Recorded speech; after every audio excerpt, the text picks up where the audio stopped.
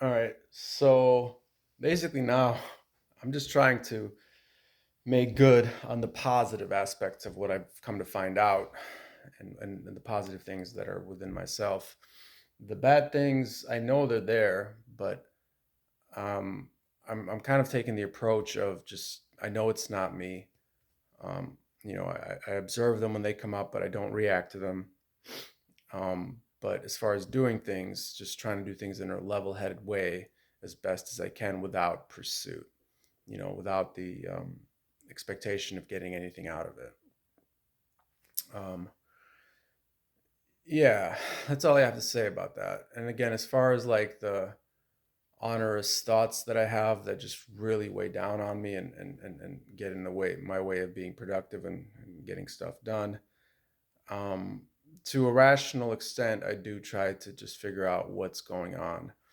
It's not like before where I just try to like push them all away and push through to doing things as I thought they need to be done.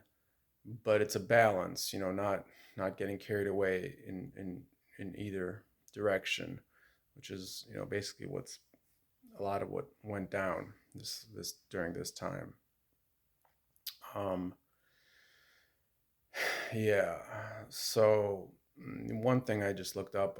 It's kind of funny, but or it sounds funny, but I just looked up on YouTube. How to travel back in time, because that's one of I'd say it's like the most onerous thought right now in my mind is how do I travel back in time and convince myself when I was younger, to do the right thing where I wouldn't have done all these wrong things, which now I have to pay for the consequences of those actions.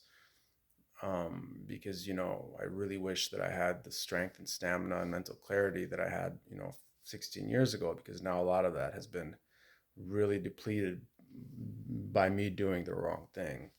In the book, it does say that as long as you can, in my own words, it's not an exact quote, but if you can pick up where you fell down and do your best, you can make up for everything you have lost.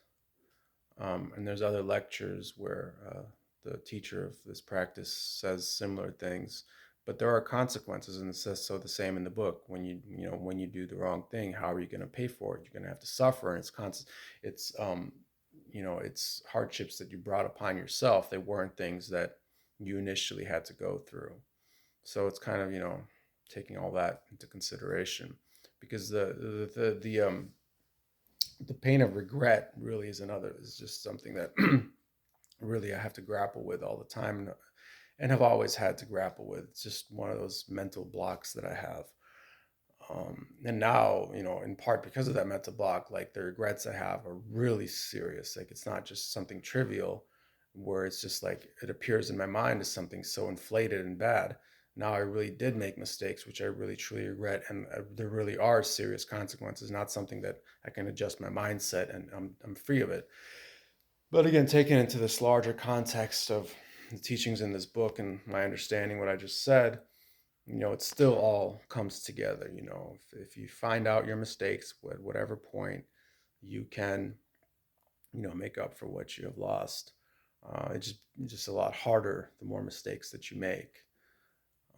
But the regret and stuff, and it does say something like this in the book, or maybe in one of the other lectures, it's useless. There's no point in beating yourself up for things. It's just completely useless with an exclamation point.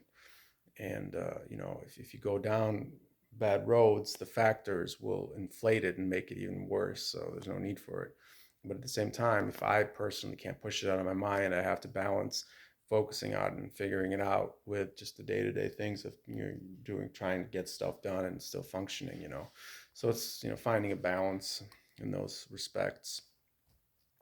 Um, but yeah, about the traveling back in time video, I just looked up on that because that's just something that I really wish I could do, is travel back in time and start again, knowing then what I know now, even though I already knew it back then, but it wasn't as clear cut based on the experiences, and the experiences were, a lot of bad experiences. So I learned negative lessons, or learn things in a negative way.